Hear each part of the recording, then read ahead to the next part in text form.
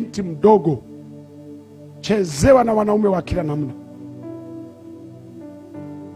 Ndio wale niosema siku utakuja kupata mume wako wa kweli, atakukuta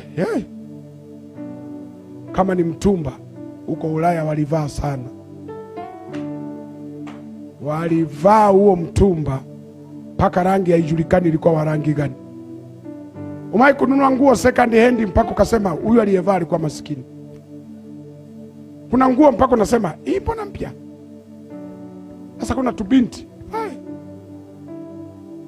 mnapenda hiyo mibaba. Sasa mibaba haina shida. Yaani libaba lilicheza na mama yako, uje tena ucheze na umalizie viporo.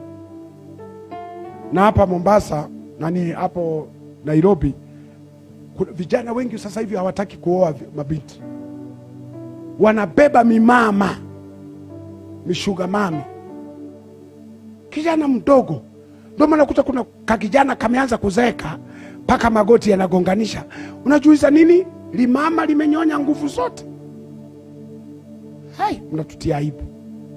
Limama lina miaka 70, utapata nini humo? Wala just number.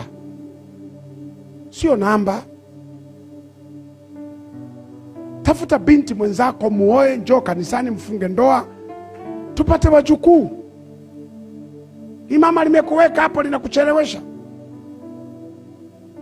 Unajua mimama haina gharama, haihitaji suka, hawahitaji sui nini, wanalipa renti wenyewe.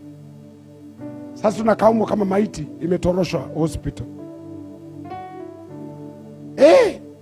Huwezi kufanya akili yako itembee.